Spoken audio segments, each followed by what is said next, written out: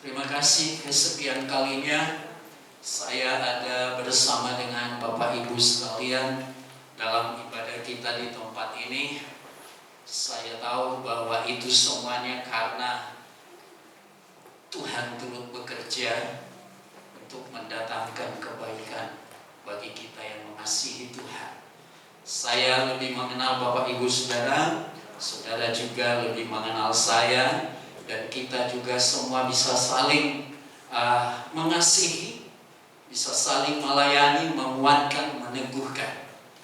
Saudaraku, saya berterima kasih khusus buat keluarga Bapak Lukas, karena beberapa saat atau waktu yang lalu saya mengalami gangguan kesehatan, dan dengan hadirnya pelayan Tuhan ini, hamba Tuhan ini, saya merasa bahwa yang sakit itu bukan saya sendiri, tetapi mereka juga turut merasakan. Seminggu yang lalu, saudaraku yang dikasih oleh Tuhan, saya harus menjalani perawatan di sebuah rumah sakit. Tentunya saudara, saya menceritakan ini bukan saya minta dikasihani, tidak. Cukuplah Tuhan mengasihi kita. Tetapi saya ingin menceritakan ini saudara, mengawali firman Tuhan supaya kita sama-sama waspada, sama-sama menjaga. Yang kita jaga bukan cuma COVID, saudara. COVID yang sekarang ini bukan lagi sesuatu yang menakutkan kita, tetapi ada yang lebih.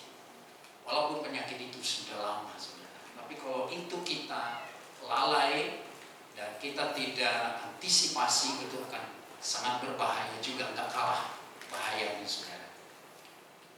Hari Kamis yang lalu, di dalam melakukan aktivitas saya sudah merasakan tubuh saya lemah. Tapi karena melihat situasi, kerjaan ini harus selesai hari Sabtunya. Kemudian kita kerjakan sama dengan anak buah, dan benar memang selesai, saudara. Tetapi selesai juga fisik kita, yang tubuhnya memang habis terkuras, sehingga di hari Sabtu sore sampai hari Senin itu sudah nggak berdaya, saudara. Demam tinggi, kemudian menggigil. Ini aja yang selalu bergantian, demam berpenggigil, demam berpenggigil. Nah, karena melihat keadaan saudara, di rumah itu ada mama saya yang sudah 103 tahun, tidak bisa ditinggal, maka saya bertahan mulai dari hari Sabtu sampai ke hari Senin. Saya nggak mau diopnam, saudara. Karena mengingat ibu ada di rumah, anak saya yang masih kelas 6 juga ada di rumah, dan mereka butuh perhatian. Akhirnya saudara, saya bilang sama istri, ya udahlah, kita tunggu sampai hari Selasa pagi. Ternyata saudara tahu, hari Kamis, Jumat, Sabtu, Minggu itu sudah masa demamnya, fase demamnya, saudara. Ya, penderitaannya sebetulnya di situ, rasa sakitnya di situ. Ya, kemudian saya pergi di rumah sakit karena nggak tahan lagi. Saya bilang hari Senin pagi kita harus ke rumah sakit, dan saya mau ada bantuan infus. Dan anehnya Bapak Ibu Saudara, ketika sampai di rumah sakit, dicek suhu badan sudah normal. Dicek darah, tensinya agak tinggi sedikit. Kemudian mereka bilang apa, saudara? Pak, tidak ada dasarnya untuk Bapak dirawat. Secara manusia memarah, saudara. Memarah. Saya yang tahu keadaan saya yang tahu fisik saya, dan pada waktu itu saya memang betul-betul butuh infus untuk menambah kekuatan fisik saya. Dan mereka bilang, gak ada dasarnya Pak untuk Bapak diopnam. Terus bagaimana, saudara? Saya sudah lemah, fisik saya sudah gak kuat, saudara. Mereka seperti bingung, saudara. Karena rupanya masa fase demamnya itu udah lewat, tinggal fase kritis. Saudara, kalau kita salah-salah sangat berbahaya. Kita terlalu saya apa kata dokter akan berbahaya juga. Nah mereka bilang gak ada alasan untuk merawat. Lalu saya berpikir sejenak apa yang saya harus lakukan. Lalu saya bilang, solusi apa yang dokter bisa lakukan untuk saya? Akhirnya mereka bilang, tidak ada cara lain Pak, kita periksa darah. Kalau darah Bapak semua normal, Bapak bayar 170.000. 170.000. Kok cuma 170.000, kok susah sekali saya untuk mereka mengambil sebuah keputusan demi menyelamatkan pasien. Kira-kira begitu ya. Akhirnya saya bilang, dokter jangankan 170.000, berapa juta pun saya mau bayar asalkan saya dapat pertolongan. Kemudian saudara, diambil darah saya, dibawa ke laboratorium, hanya 30 menit. Petugas labornya datang berlari ini saudara. Berlari, saya sambil baring di situ. Dia langsung bisikan sama yang perawat sama dokter yang ada, segera dirawat. Waktu itu saya dengar saudara, saya bingung. Ada rasa marah, ada rasa jengkel, tapi saya berdoa, Tuhan lakukan yang terbaik. Bayangkan saudara, kalau sempat saya marah di situ, saya akan kehilangan kesempatan untuk keramahan dari para dokter dan para medis yang ada. Ya kan begitu ya. Tapi saya berdoa, Tuhan lakukan yang terbaik untuk saya. Dan ternyata saudara, trombosit yang sudah jauh dari normal, hanya tinggal 77.000. Itu yang pertama.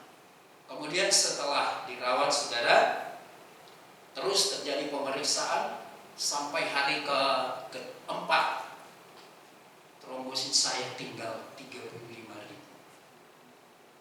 Dan yang menjengkelkan saudara, ini saya sampaikan bukan menjelekkan siapa, tetapi supaya kita semua dapat sebuah hikmah dan kita bisa melakukan sesuatu untuk menolong diri kita. Ketika trombosit saya 37.000 saudara, istri saya sedikit agak cemas saya lihat. Kemudian dia kejar ke ruang perawat, lalu dia ngomong, apa sih yang terjadi dengan suami saya? Kok trombositnya turun terus dan kami tidak dapat keterangan dokter. Akhirnya ada seseorang yang bermurah hati kemudian mengambil berkas saya dan dibuka, ternyata saudara demam berdarah dan fase kritis. Setelah itu perawat bolak-balik nanyanya apa saudara? Ada pendarahan enggak? Ada bleeding enggak? Secara manusia saya semakin tertekan dengan keadaan saya saudara. Sebab kalau sampai terjadi pendarahan atau bleeding, ya kritis, semakin kritis, kira-kira seperti itu kan. Tapi ternyata saudara, saya tidak mengalami hal itu. Kemudian dites di sini, Pak, coba kita tes potensi pendarahan atau bleeding. Boleh. Dicucuk kuping saya seperti ditindih saudara. 4 menit tidak berhenti pendarahannya. 4 menit. Dan itu potensi untuk seorang yang mengalami demam berdarah untuk mengalami pendarahan.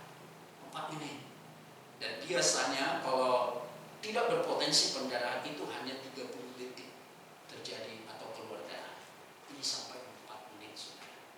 Nah, kenapa ini saya ceritakan saudara? Hari-hari belakangan ini kita terlalu fokus dengan COVID. Betul nggak saudara? Terlalu fokus dengan COVID. Sampai kadang yang lain kita tidak mengingatnya saudara. Sahabat saya di Palembang yang waktu kami menikah, dia keluarga itu menjadi sahabat dan teman bagi kami. Dia meninggal karena demam berdarah, karena kelalaian. Ketika dia menjalani kemo, kemudian mengalami suhu badannya naik, tidak pernah dipikirkan ada penyakit lain. Selalu terpikir efek dari itu tadi, apa namanya, kemo tadi sebenarnya. Akhirnya 3 hari masuk masa kritis, pendarahan lewat.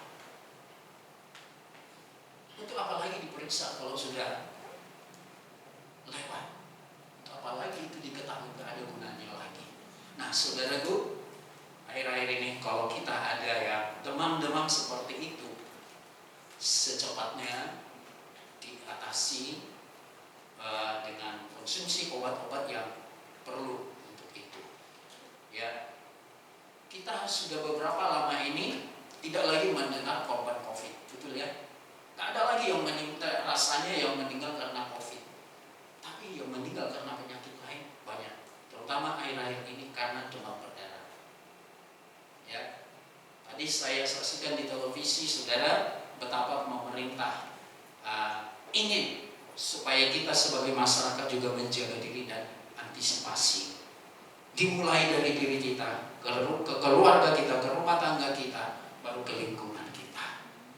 Nah, jangan sampai Bapak Ibu Saudara, apa yang saya alami terjadi dengan Bapak Ibu sekalian. Ya, bayangin kalau istri saya tidak mengejar, maka kita akan selalu tinggal dalam kebingungan menghadapi keadaan kita. Saya bersyukur saya punya Tuhan yang baik, yang turut bekerja untuk mendatangkan kebaikan dalam segala hal kepada yang mengasihi Dia. Tuhan tolong kita, saudara, jangan ada di antara kita yang sakit, yang mengalami pengalaman-pengalaman pahit. Kenapa saya bilang pahit, saudara? Karena saya selama 1 minggu itu sendiri di rumah sakit. Tidak ada orang yang menemani, saudara. Ya, yang paling sakit sebetulnya di situ.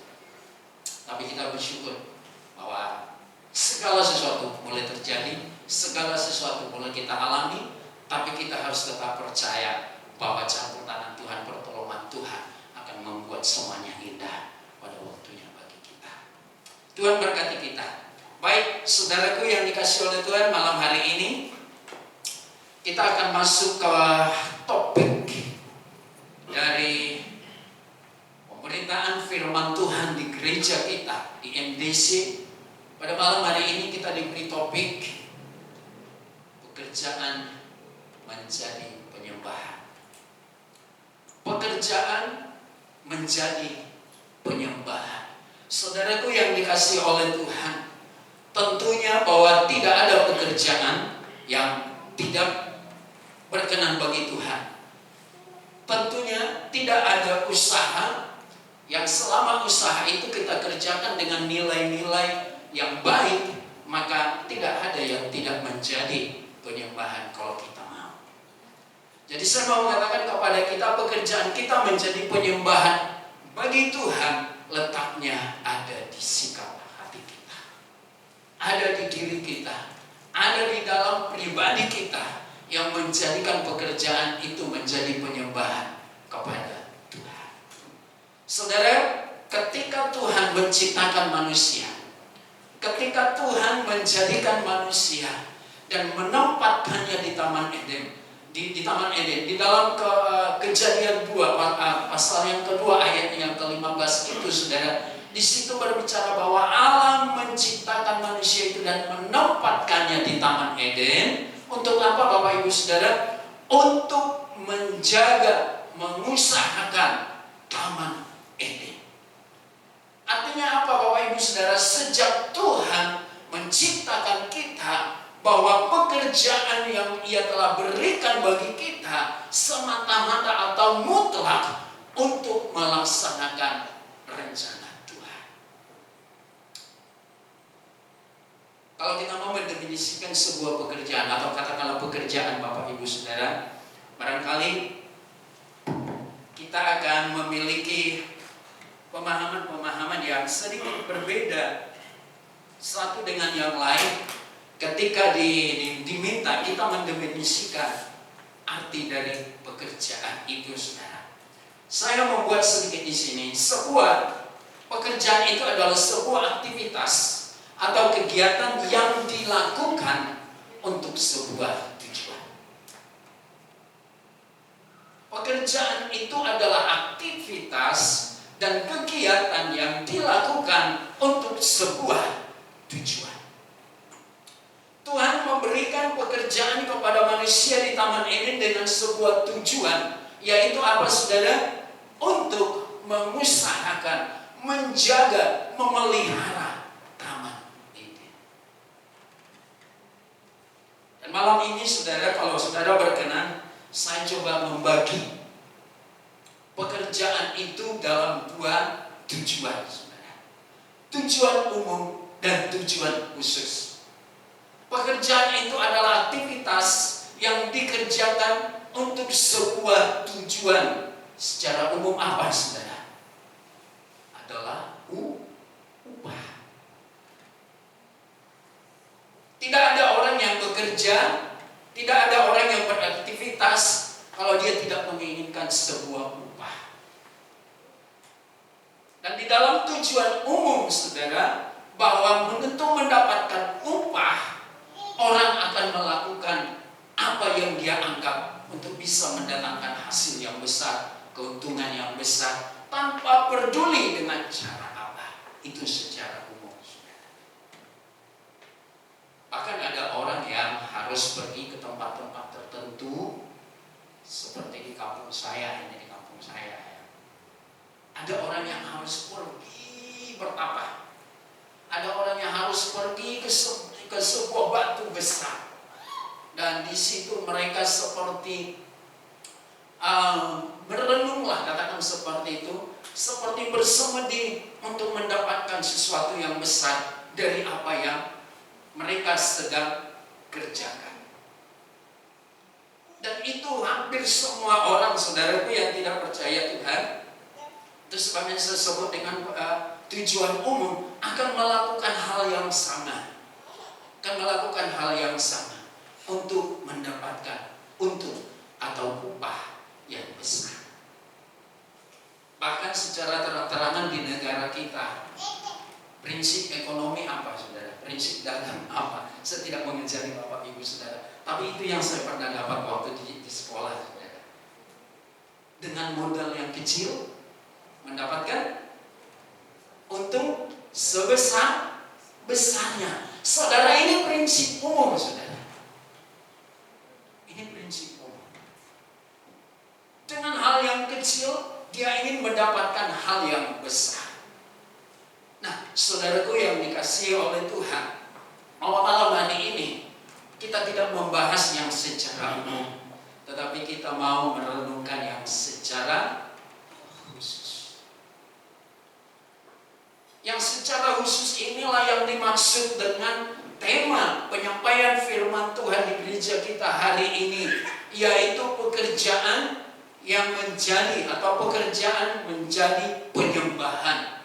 Pekerjaan di mana aktivitas kita, pekerjaan itu bisa menjadi bagian dari pelayanan kita untuk Tuhan dan menjadi bagian pelayanan kita untuk sesama. Itu yang khusus Bapak Ibu Saudara. Dan inilah yang Tuhan tempatkan atau yang Tuhan taruh di dalam hidup orang pertama yang Dia ciptakan saudaraku yang dikasih oleh Tuhan. Supaya apa? Supaya pekerjaan itu menjadi penyembahan bagi Allah. Taman Eden miliknya siapa Bapak Ibu Saudara? Miliknya Tuhan. Kenapa harus di sana manusia itu ditempatkan? Supaya manusia itu tahu bahwa dia bukan atau tidak sama dengan makhluk-makhluk lain. Supaya manusia itu tahu bahwa dirinya adalah makhluk yang spesial, yang harus mempermuliakan penciptanya. Dan itu menjadi sesuatu yang sangat indah Bapak Ibu Saudara, ketika itu melekat di diri kita. Ketika kita menyadari bahwa setelah Tuhan jadikan kita umat pilihannya, setelah Tuhan jadikan kita orang percaya kepada Dia, maka di situ pula Dia menempatkan hal-hal yang mulia, hal-hal yang mengagungkan Tuhan lewat pekerjaan-pekerjaan dalam kehidupan kita. Bagaimana kita menjadikan pekerjaan itu menjadi penyembahan bagi Tuhan? Saudaraku yang dikasih oleh Tuhan, mari kita akan membaca firman Tuhan dalam Efesus pasalnya yang ke-6 ayat yang ke-5 sampai ayat yang ke-8. Kita akan melihat Bapak Ibu Saudara, dengan cara apa dan bagaimana pekerjaan kita menjadi penyembahan bagi Allah kita yang hidup. Mari kita baca sama-sama 1, 2, 3. Hai hamba-hamba, taatilah Tuhanmu yang di dunia dengan takut dan gentar dan dengan tulus hati, sama seperti kamu tetap tak taat kepada Kristus. Jangan hanya di hadapan mereka saja untuk menyenangkan hati orang, tetapi sebagai hamba-hamba Kristus yang dengan segenap hati melakukan kehendak Allah dan yang dengan rela menjalankan pelayanannya seperti orang-orang yang melayani Tuhan dan bukan manusia. Kamu tahu bahwa setiap orang, baik hamba maupun orang merdeka, kalau ia telah berbuat sesuatu yang baik, ia akan menerima balasannya dari Tuhan. Sampai di sini. Kita lihat Bapak Ibu Saudaraku yang dikasihi oleh Tuhan. Alkitab memberikan sebuah gambaran bagi kita, saudara, lewat kehidupan seorang hamba di dunia ini, saudara, diberikan dan dijadikan sebuah pelajaran bagi kita, bagaimana kita menjadikan pekerjaan kita menjadi penyembahan kepada Tuhan. Yang pertama, saudaraku, kita harus siap menjadi hamba. Itu yang pertama, kerelaan dan kesiapan kita untuk menjadi hamba daripada sebuah kebenaran.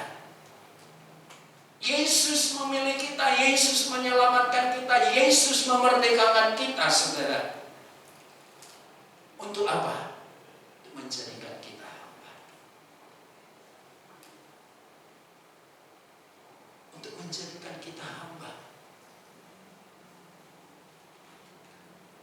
Ia telah memerdekakan engkau dan telah menjadikan engkau hamba kebenaran. Roma berapa? Roma 6 ayat 18 kali. Coba minta tolong kasih. Kita lihat, saudara, bahwa sesungguhnya Tuhan telah memberikan sebuah dasar dalam kehidupan anak-anaknya, orang percaya, untuk menjadikan seluruh kegiatan aktivitasnya menjadi penyembahan bagi Allah, karena kita adalah hamba kebenaran. Mari kita baca Bapak Ibu Saudara. Terima kasih. Kita baca sama-sama. 1, 2, 3. Kamu telah dimerdekakan dari dosa dan menjadi hamba kebenaran. Harus ini yang pertama, Bapak Ibu Saudara. Terlalu sulit bagi kita melepaskan diri dari kejahatan ketika dosa tetap menjadi raja atas kehidupan kita. Terlalu sulit bagi kita untuk memisahkan diri kita dari dunia yang gelap selama dosa menjadi raja dalam kehidupan kita, atau katakan kita menjadi hamba dosa. Tetapi ketika ini menjadi bagian kita, ketika kemerdekaan yang sesungguhnya dari Kristus ada pada kita, maka Alkitab mengatakan kita menjadi hamba kebenaran. Maka bagi seorang hamba tidak sulit untuk melakukan pekerjaannya. Amin, saudara. Bagi seorang hamba tidak sulit untuk menyenangkan tuannya. Bagi seorang hamba tidak sulit untuk menjadikan tuannya menjadi tuan yang senang dengan pekerjaan-pekerjaannya. Kalau ada hamba atau katakanlah asisten rumah tangga kita, saban hari bikin jengkel, Bapak Ibu Saudara sebagai tuannya kira-kira bagaimana? Mau pakai orang itu? Saya yakin akan segera pensiun. Segera akan diberhentikan dan cari yang lain. Tuhan telah menjadikan saya dan saudara menjadi hamba kebenaran pada saat kita mengaku Yesus Tuhan dan Juru Selamat kita. Kamu telah dimerdekakan dari dosa dan menjadi hamba kebenaran. Kebenaran menjadi sesuatu yang melekat. Kebenaran menjadi sesuatu yang amat menarik untuk kita kerjakan sebagai anak-anak Tuhan. Yang pertama tadi saudara apa? Bagaimana kita menjadikan pekerjaan kita menjadi penyembahan kepada Tuhan? Yang pertama kita harus menjadi hamba kebenaran. Terus yang kedua saudaraku yang dikasihi oleh Tuhan, bagaimana kita bisa menjadikan pekerjaan kita menjadi penyembahan bagi Allah? Melakukan pekerjaan dengan hati yang mengasihi Tuhan. Coba kita lihat di Efesus pasalnya yang ke-6 tadi, ayatnya yang ke-5. Yang kedua saudaraku yang dikasihi oleh Tuhan, melakukan pekerjaan dengan hati yang mengasihi Tuhan. Kita baca bareng-bareng Bapak Ibu Saudara. 1, 2, 3. Hai hamba-hamba, taatilah Tuhanmu yang di dunia dengan takut dan gentar dan dengan tulus hati, sama seperti kamu taat kepada Kristus. Luar biasa saudaraku yang dikasihi oleh Tuhan, melakukan pekerjaan dengan hati yang mengasihi Kristus. Sehingga kita tahu menjadi apa tujuan dari pekerjaan kita. Dan kita mampu mengarahkan tujuan dari sebuah aktivitas kita. Banyak orang saudaraku mati-matian bekerja siang dan malam, tapi hanya untuk memuaskan hawa nafsu, kata firman. Banyak orang saudara yang menjadi seorang pekerja keras, seorang pekerja yang sangat-sangat ulet, katakan seperti itu. Tetapi saudara saya, tujuan dari pekerjaannya hanya ada berkutik di tujuan umum yang semua orang mencarinya. Orang yang tidak takut Tuhan, orang yang tidak percaya Tuhan melakukannya. Bapak Ibu Saudaraku, apapun pekerjaan kita, mau jadi pedagang, mau jadi pemborong, mau jadi pegawai negeri, pegawai swasta, saudaraku, di mata Tuhan semuanya itu sama jikalau kita punya tujuan yang khusus, yaitu menjadikan pekerjaan kita penyembahan bagi Tuhan. Tuhan tidak akan membedakan saya dan saudara nanti di dunia ini dan di surga. Kau cuma anaknya tukang kayu, gak. Ini anaknya pemborong, gak. Ini anaknya pedagang, ini anaknya orang hebat, enggak saudara. Satu kata yang sama yang akan disampaikan oleh Yesus kepada saya dan saudara dan kepada kita semuanya, yang mampu menjadikan semua kehidupan kita menjadi penyembahan bagi Tuhan. Apa yang akan dia katakan? Sawaslah anakku, masuklah dalam kerajaan Bapa.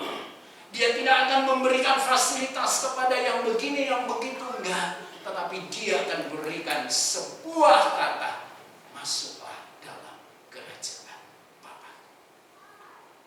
Kita akan lihat saudara di dalam Roma pasal yang ke-6 ayat ke-20 berapa? Ayat ke-22 kali coba. Kita akan lihat saudara, ketika Tuhan menjadikan, ketika Tuhan menebus, ketika Tuhan memerdekakan kita saudara, apa yang menjadi tujuan Tuhan bagi kita? Ya, terima kasih. Ayat ke-22. Mari kita baca Bapak Ibu Saudara. Jangan sampai ada yang katakanlah amin terus ya. Kita baca bareng-bareng. 1, 2, ya. Tetapi sekarang sebentar. Apa maksudnya kira-kira sekarang itu saudara? Setelah Tuhan memerdekakan kita, setelah Tuhan menjadikan kita bagian dari orang yang percaya kepada Dia. Terus setelah kamu dimerdekakan dari dosa dan setelah kamu menjadi hamba Allah, kamu apa?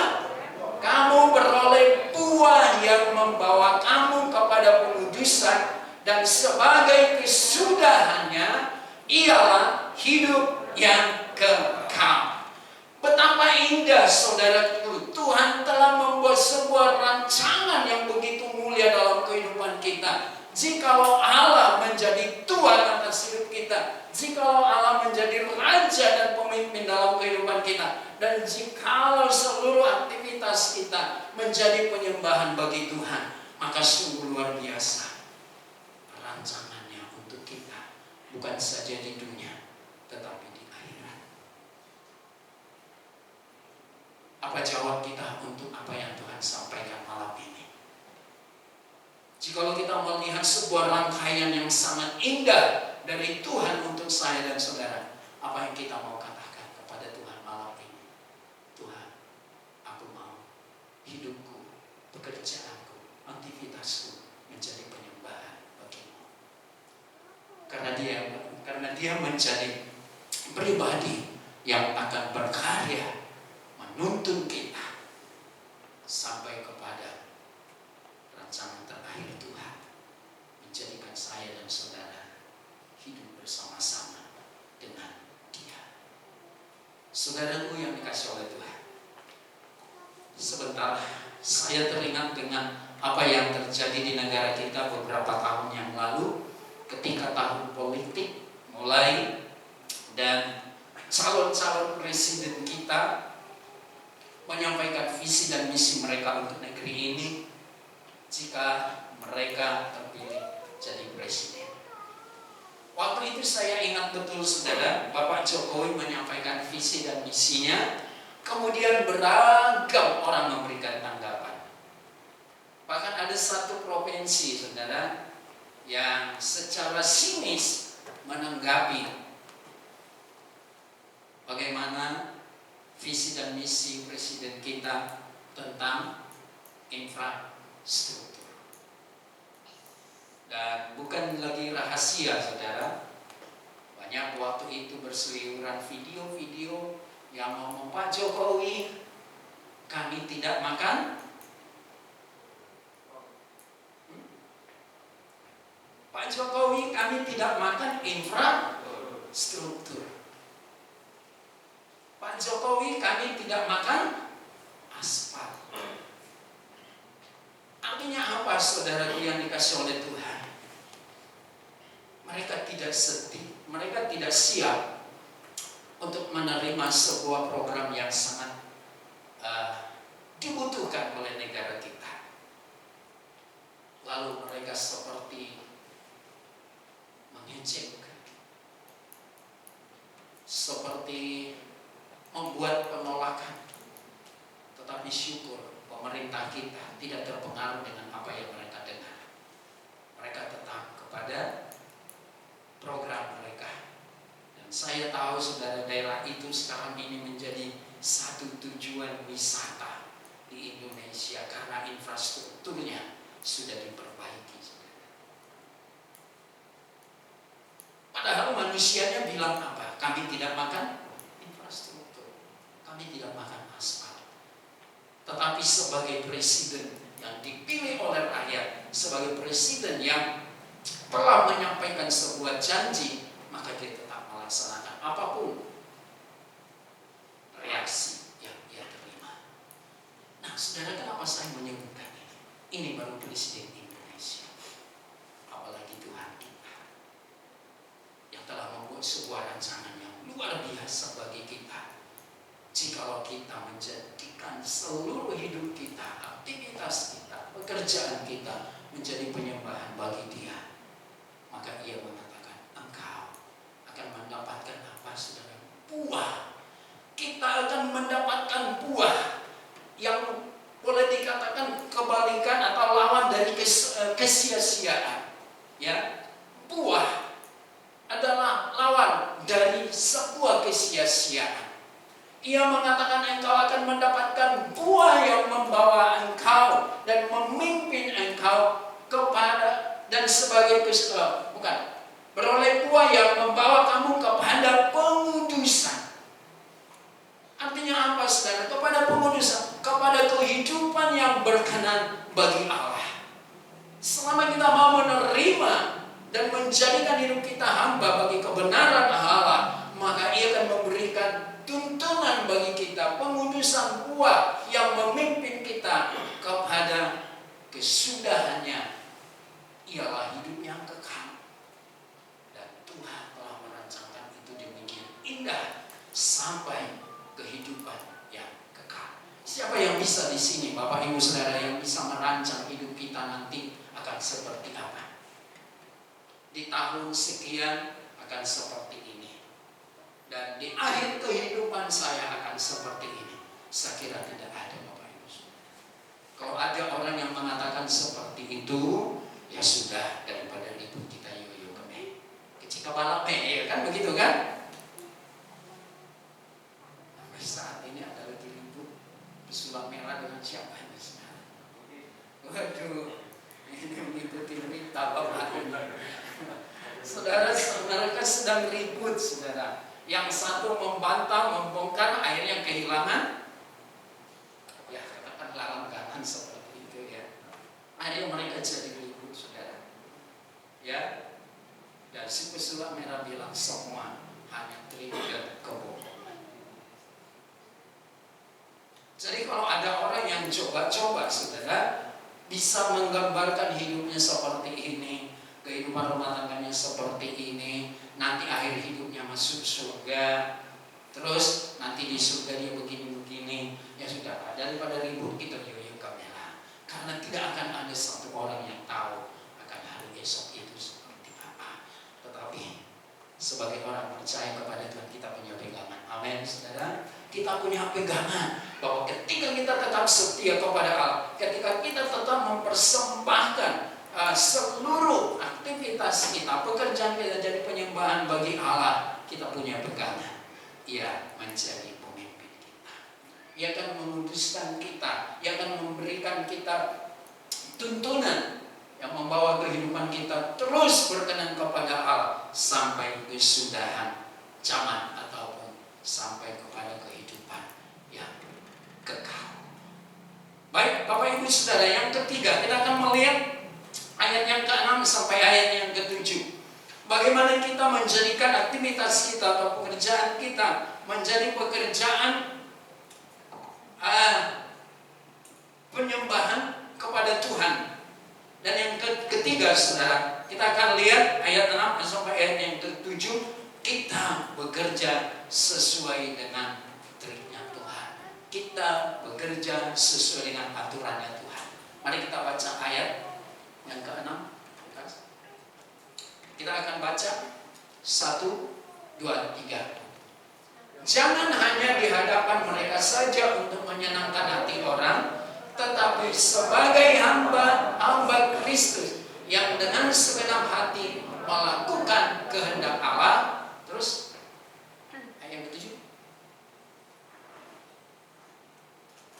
Dan yang dengan rela menjalankan pelayanannya seperti orang-orang yang melayani Tuhan dan bukan manusia.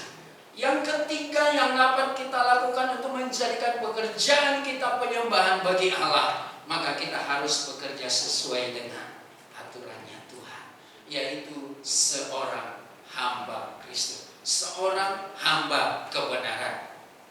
Dan itu menjadi bagian yang dapat kita lakukan, saudara, untuk menjadikan pekerjaan kita menjadi penyembahan bagi Tuhan. Saya yakin, jangankan pekerjaan dari orang-orang yang takut Tuhan, pikirannya pun sudah diubah Tuhan, sehingga di dalam memikirkan pekerjaannya, dia melibatkan Tuhan. Dalam memikirkan pekerjaannya, dia melibatkan firman Tuhan lewat doa-doanya, lewat pergumulannya, sehingga pekerjaan itu menjadi pekerjaannya, menjadi penyembahan bagi Tuhan.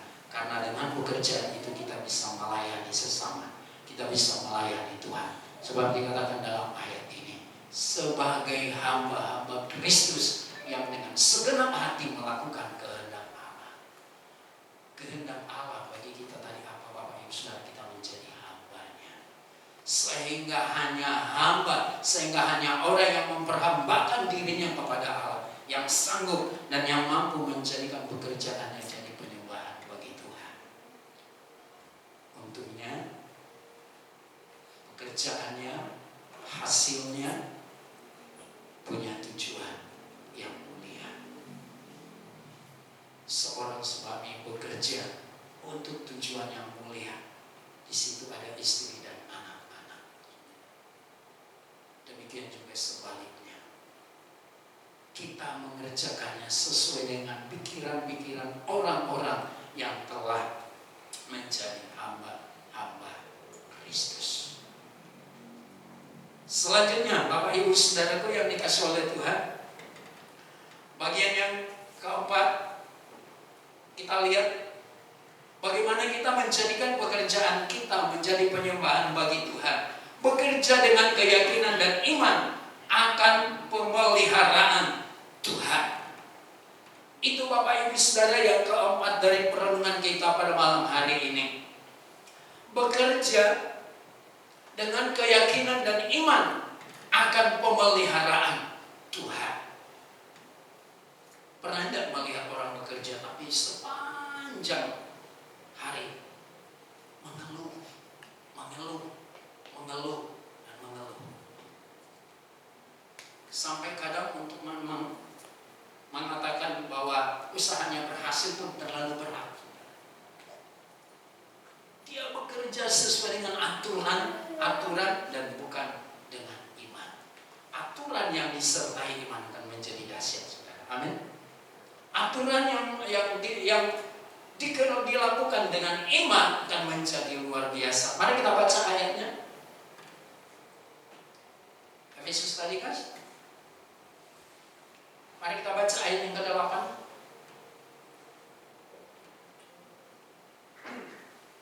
Ya, makasih. 1, 2, 3. Kamu tahu bahwa setiap orang, baik hamba maupun orang merdeka, kalau ia telah berbuat sesuatu yang baik, ia akan menerima balasannya dari Tuhan.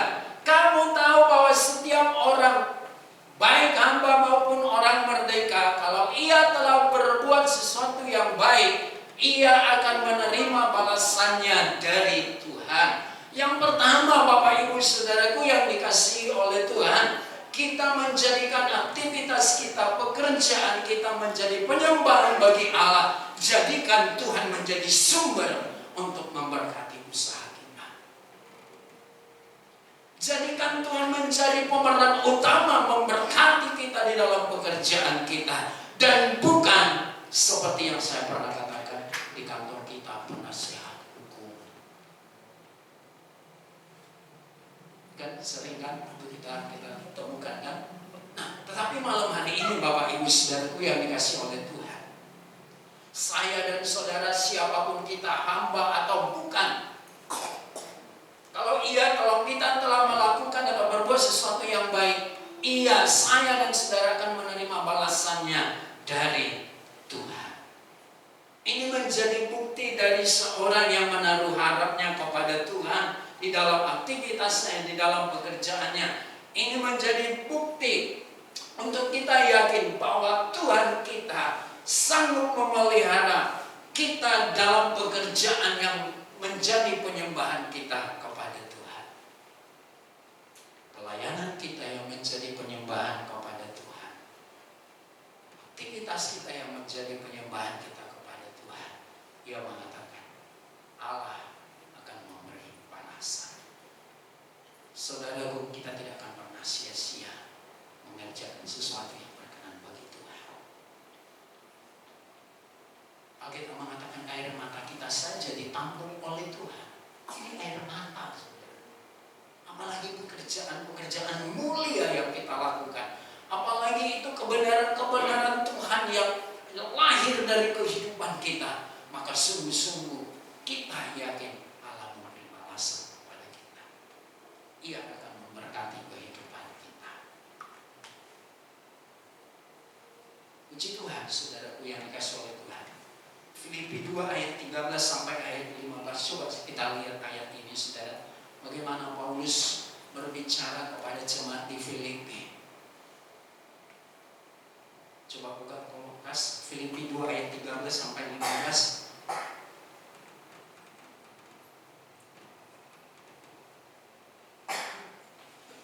Ya, mari Bapak Ibu Saudara kita baca sama-sama. Karena Allah lah yang mengerjakan di dalam kamu baik kemauan maupun pekerjaan menurut kerelaannya.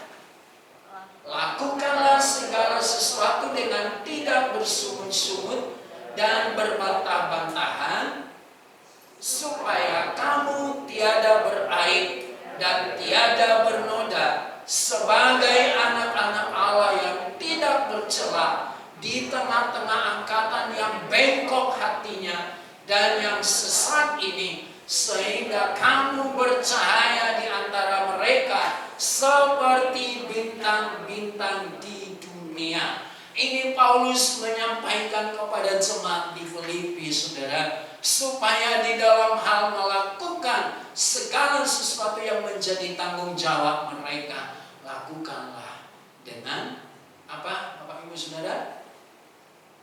Lakukan dengan tidak bersungut-sungut, lakukan dengan kerelaan dan tidak berbantah-bantah.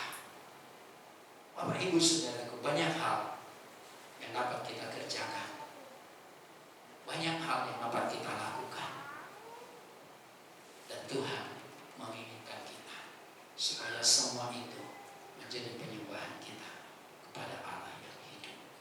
Tuhan memberkati kita Bapak Ibu sekalian. Tuhan menolong kita, Tuhan memampukan kita. Dan sebagaimana ayat ini mengatakan, Tuhanlah yang mengerjakan kemauan dan kerelaan itu di dalam hati kita.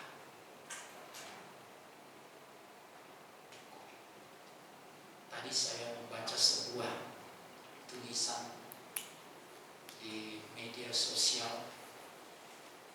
Dia bilang begini, Tuhan maklumlah. Ini seorang bercerita tentang seorang anak Tuhan. Lalu dia bilang, Tuhan maklumlah. Kata-kata berikutnya, kenapa dia minta Tuhan memaklumi dia? Karena jauh sebelumnya, saudara, dia penuh dengan kesederhanaan. Tetapi ke depan dia menjadi orang yang sibuk, mengerjakan banyak hal. Kemudian saudara, dengan itu dia bilang, maklumlah Tuhan, aku lagi sibuk. Kemudian berikutnya, maklumlah Tuhan, aku hanya pelayanan di bidang ini saja, karena aku sedang sibuk. Dan itu ada beberapa ke bawah. Selalu dia mengatakan, maklumlah Tuhan. Saudaraku, kiranya kita jangan pernah minta Tuhan memaklumi kelemahan-kelemahan kita. Amin.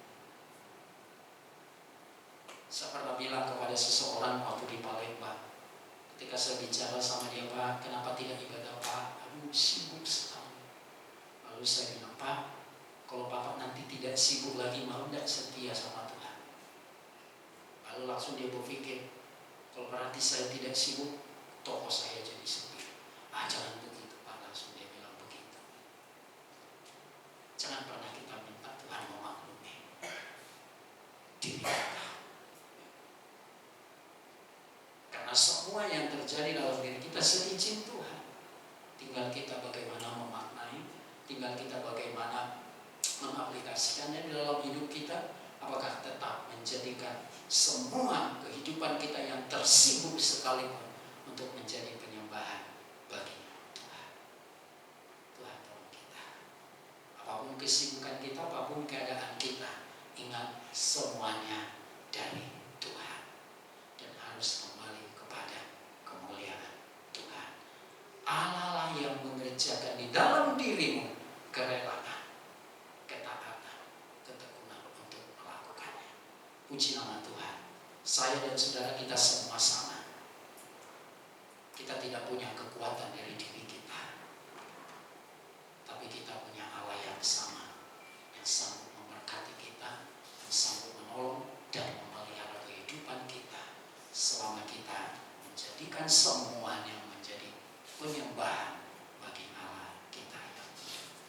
Tuhan memberkati. Mari Bapak Ibu Saudara, kita siapkan hati kita menghadap Tuhan.